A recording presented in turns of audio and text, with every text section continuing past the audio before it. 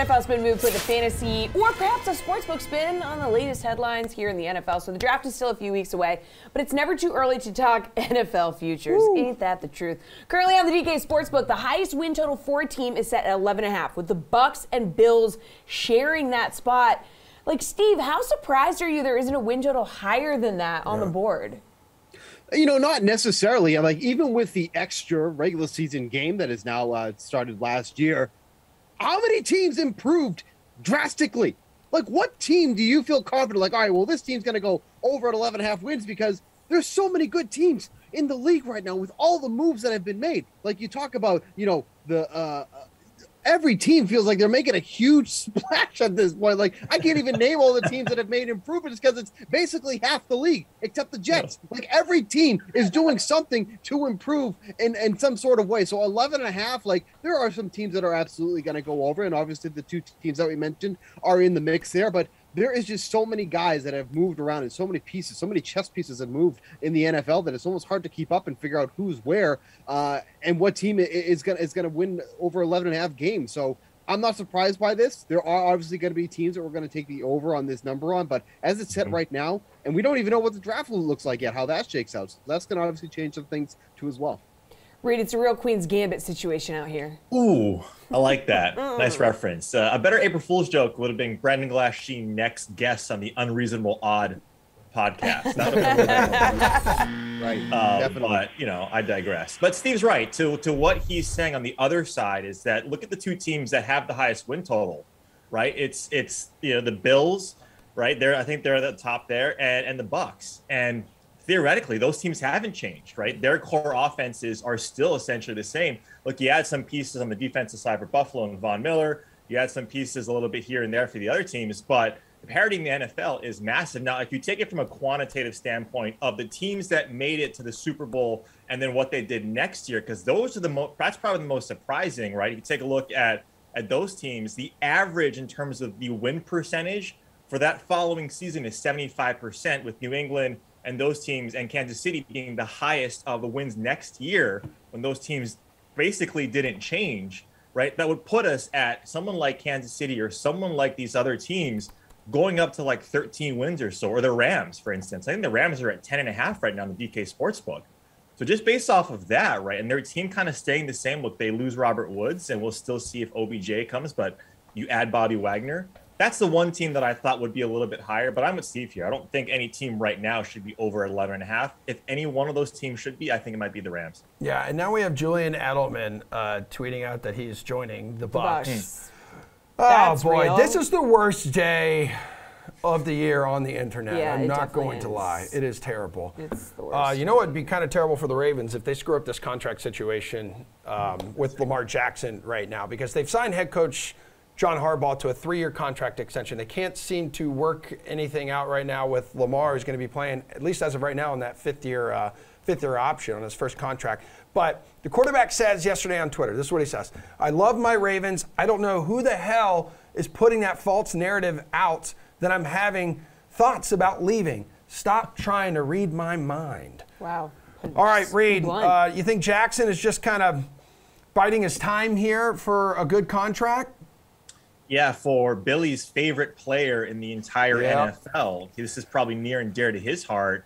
And I love how you answer, or you asked that, or you read that tweet with some sass there, Emerson, because that's probably true, right? Lamar Jackson, this is unique. I think from every position that you're looking at, this is unique because they're trying to engage in talks with his contract with Lamar Jackson. He just won't do it.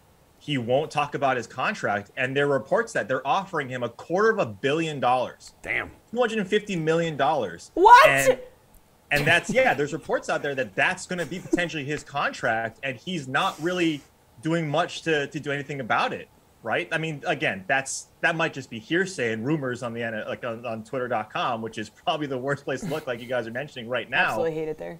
But it's like, that's kind of weird, right? Like you hear these numbers and you hear that he won't talk, so we have really no idea. But I think what Lamar Jackson is doing is hurting himself. He needs to engage in these contract talks and just get over the fact that, like, you know, he's going to have to do the business part of it. I think it's weird, but yeah, the Ravens definitely need to start doing different things to get into his ear because they need him. He's a superstar. Okay, so we even have like the owner here, Steve, who I believe talked with the media for like the first time in years. This was down in Palm Beach this week. He doesn't seem to have any fear that Jackson's going to leave. Yeah, that does seem to be the consensus, and he actually was quoted as saying that what Jackson is doing is, quote, unique as hell, whatever that's supposed to mean, so I'll take that for what it's worth. But I kind of side with Reid here. I think that Lamar Jackson is doing himself a disservice by kind of prolonging these contract talks. Now, obviously, he could go out to this season if he's not signed, have an absolutely stellar year, and then obviously more money in his pocket. But let's not forget either that when Lamar Jackson was out last year, it's not like Tyler Huntley was exactly, a bad replacement. Quite frankly, he looked fantastic when he was on the field in those few games that Lamar Jackson missed. So it's not as if, look, I mean, you're not looking to replace Jackson with Huntley willingly. But it's, like I said, it's not as if, some of these teams that don't have backup quarterbacks at all. Like when the Patriots had Brian Hoyer. Like, good Lord, if something happened to Mac Jones and Brian Hoyer was your backup, you're going nowhere. At least with Tyler Huntley, he was actually running this offense efficiently. So I think that Lamar Jackson is doing himself a disservice by not engaging in these trade talks, but maybe it's just one of those situations where they're trying to bet on themselves and get themselves that extra money there. We've seen numerous players do this by taking a one-year deal and then retest free agency. But I think how it stands right now, coming off a year where he had some injury issues, I think he should be engaging in those trade talks. Look what Deshaun Watson. Yeah, look what Deshaun Watson just got. Deshaun Watson just got $250 million in the Browns. Yeah, and that's guaranteed, bro. I think that was fully guaranteed. So you got to think Lamar Jackson sees that number, and that's where that number's coming from of, hey, if this is what I could potentially be worth, I might as well at least try and get it from the Ravens, right? Mm-hmm. God, it's so much money. In other quarterback news, though, earlier this week, the Carolina Panthers say they're open to a return for Cam Newton. Interesting. Newton's saying he has other teams interested as well. Head coach Matt Rule saying they're not locked in at grabbing a quarterback at 6 in the draft. So even though the DK Sportsbook has them as the favorite to take either of the top 2 quarterbacks in the class, Pitt's Kenny Pickett, a.k.a. Hands, and Liberty's Malik Willis. Right. Your hands are around his size, though, seriously. Look at these things. No, they're not. I'm saying, they're not. You have great hands. He has great hands too. He Look at these sausage fingers. No, it's because I'm pregnant. You know that he managed to grow his hand between when he got measured. It was like I don't know how many inches he gained. I mean, not inches. It was like yeah. Let's get back to the question. Anyway, this is a 2-part question, Steve. So one, is there still home for Cam in the NFL? Just like in general, he's like, I got people calling me. People are interested, but who's telling us this information? It's him. It's Cam Newton. And then 2, will Carolina bring in another quarterback to compete with Sam Darnold? I mean, look, I think Cam was misquoted when he said that there's teams in the NFL interested in him. I think he meant there are teams in the USFL that are interested in me right now, because that's the only spot that he's going to be getting any type of job. If anybody is signing Cam Newton, okay, especially with how the landscape of the quarterback position has unbelievably shifted over the past month or so, he's getting nothing more than a backup job. So let's make that perfectly clear, okay? Aside from that, the Carolina Panthers absolutely should be taking a quarterback. That is their biggest glaring need on that team. Sam Darnold worked out for the first 3 or 4 games of the season. That's where it ended. When you're, going into like week 10 and you're rotating guys like Darnold, PJ Walker, Cam Newton, like there's obviously some issues going on, in the clubhouse there that you need something at quarterback. You need a solidified quarterback. They took the shot with Darnold. It obviously didn't work out. Like I said, he had a couple of good games to begin the season, but then the real Sam Darnold emerged. This is not obviously a loaded quarterback draft class that's incoming, but at this point, almost anything is going to be better than they were running out on the field last year. So Cam Newton, see in the USFL, and yes, the Panthers should be grabbing a quarterback at that position. If they're not, then they should be trading down. Reid, do you agree that Cam Newton is pretending that people are interested in him, and also that the Panthers are going to bring in another quarterback? I'm not here to speculate on what anybody's doing with their job and as it pertains to their future, but he's doing his best job, like Steve's talking about, to make sure that he is, I guess, desirable in the market, But here's the exact quote, right? I have teams that are interested in signing me. So Steve is onto something. He didn't say NFL teams, but he's forgetting one thing. What about the XFL, Steve? That's still out there as well. So that's right. XFL, USFL, and the NFL. There's a lot of teams that might be interested in Cam, but I'm with Steve here. Look, it's an absolute joke that the Panthers are saying they're not considering a quarterback at 6. It's going to be Malik Willis. It's going to be one of these quarterbacks. Kenny Pickett, I think, and sorry to Samir, I'll talk about him a little bit, but I don't think he's that guy at number 6. I think it's going to be Malik Willis. All right, dudes, we just mentioned the Panthers favored to take Kenny Pickett. But Reid thinks it's going to be. I understand. But currently, the Saints third on the board at plus 400 to take Pickett. They pick at 18. Jeez. Whoa, what did you say? New Orleans signed Jameis. But do you think the Saints could still look for a quarterback in round 1, Reid? Hold it together, you two. Jeez Louise. No, yes.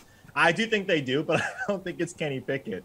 I think Kenny Pickett is, like I mentioned, 4th or 5th in terms of prospects on the board. I think they'd go with a guy like Desmond Ridder from Cincinnati or Sam Howell from UNC. I think Ridder, the guy I mentioned before, he's someone that has the most experience. And if you're the Saints, right, and Jameis is not that guy, and you have Ian Book, your boy Bortcoin, Blake Bortles, I believe, is in the mix somehow, some way, and Andy Dalton, right? Those are your other quarterbacks. You're probably going to want to build around someone like a Desmond Ridder, and he's got the most experience. He's got a ton of snaps under center. I think he's ready to start the earliest of these guys if it's not someone uber talented in terms of this draft, like a Malik Willis. Steve, they don't need to land another quarterback when they have the boat on the bench right now. They have the island of misfit quarterbacks in that room right now. They have 9 quarterbacks, and yet they're still in need of a quarterback. As it stands right now, I'm almost positive they have Winston, Taysom Hill, who supposedly is going to be a tight end this year. What an awful contract that was. Andy Dalton, Ian Book, and Blake Bortles. And yet they probably should be drafting a quarterback as well. I mean, obviously we know that, the Saints were quote unquote in salary cap hell. Salary cap doesn't mean anything. It's just this fake, thing they put out there oh, I don't have this money to spend. They always get the money. It doesn't really matter at any point, but they should be drafting a quarterback at this point because, they have the offense. They have a fairly good defense here. There's not a lot of glaring holes on the Saints other than the quarterback. Can Jameis Winston be that guy? Absolutely. We've seen him do it in the past. He's had LASIK surgery. He hasn't really played since he got that LASIK surgery. I want to see what 20/20 vision Jameis Winston can do because, first of all, he was always playing like this is what it felt like, and he confirmed that because he's like, I need LASIK surgery, so now I can see. Well, good. You're a quarterback. You need to see. But they should be getting a quarterback in this one because if this is your cast of characters that are competing for the quarterback job, who are you going to be throwing to with any of these guys aside from Winston? So, I know they just drafted Ian Book, but obviously they don't have a lot of faith in him already. So we'll see how this shapes up, but they should be drafting a quarterback in the first round. Yo, Reid, real quick while you're here, I saw the DK Sportsbook just tweet out 37 seconds ago. Tiger Woods is now the most bet golfer to win the Masters, plus 4,000. That is... Yeah, there's a lot of narratives around that, too. Yeah, 100%. It's reaching a fever pitch.